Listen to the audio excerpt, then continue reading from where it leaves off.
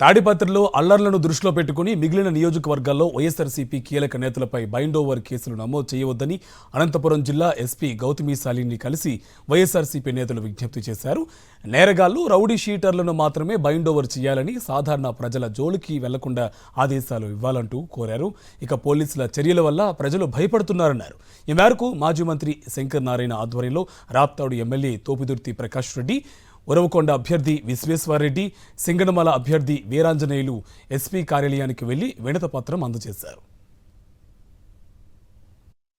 ప్రస్తుతం ఈ ఎన్నికల సందర్భంగా ఏవైతే రిస్ట్రిక్షన్స్ గ్రామాల్లో ఈ బైండ్ ఓవర్కి సంబంధించి చర్యలు తీసుకుంటున్నారో వాటిని రిలాక్స్ చేయమని, మరి కేవలం ఒక ఇన్సిడెంట్ని ఆధారం చేసుకొని మిగిలిన నియోజకవర్గాల్లో ఎవరైతే రైతులు కానివ్వండి, ఎవరైతే ప్రజలు ఉన్నారో వాళ్ళకి ఇబ్బందులు కలుగజేయకోకుండా ఈ బైండ్ ఓవర్ ఏవైతే సంఖ్య పెట్టుకున్నారో వాటిని తగ్గించి మరి ముందుకెళ్లాలని రిక్వెస్ట్ చేయడం జరిగింది.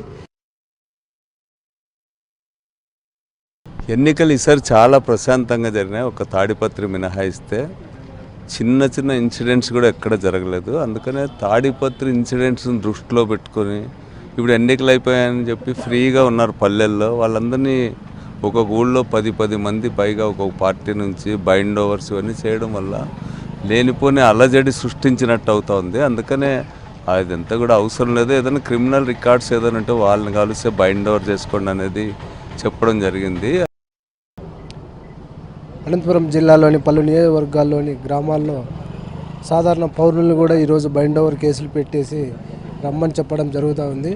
ఈ విషయం గురించి ఎస్పీ గారితో కూడా మాట్లాడడం జరిగింది. ఎస్పీ గారికి కూడా కొన్ని ఇన్స్ట్రక్షన్స్ కూడా చెప్పాము.